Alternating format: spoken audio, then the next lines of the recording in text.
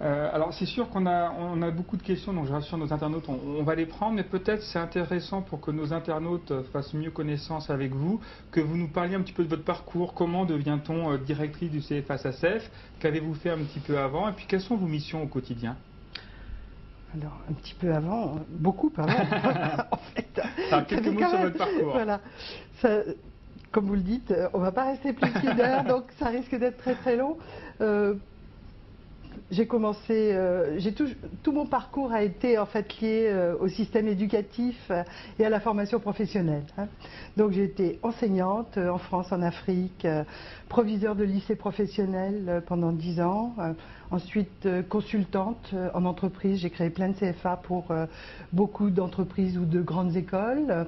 Et puis il y a maintenant 17 ans, j'ai créé le CFA SACEF.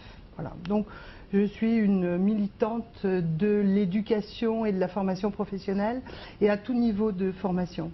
Et vous êtes une spécialiste de l'apprentissage, donc c'est parfait, vous allez pouvoir répondre à toutes les questions. Je suis devenue spécialiste en fait. Mes dire. missions au quotidien, vous voulez une réponse?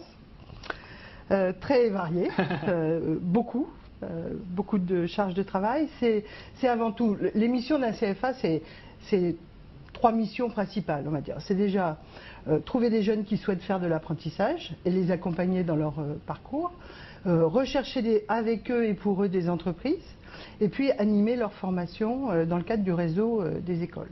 Bon, ce sont les 3 missions principales.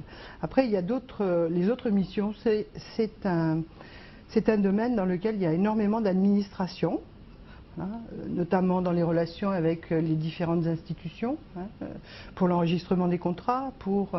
L'apprentissage est placé totalement sous la responsabilité d'une région, donc en l'occurrence de la région Île-de-France, région qui est très impliquée dans le fonctionnement de l'apprentissage et des CFA, et notamment, mais pas seulement, dans une partie de son financement.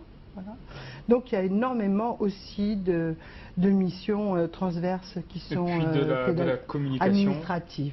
Alors la communication, voilà, mais la communication, c'est un but qui est celui de faire connaître l'apprentissage, le CFA, et de bien informer sur ses possibilités. Alors,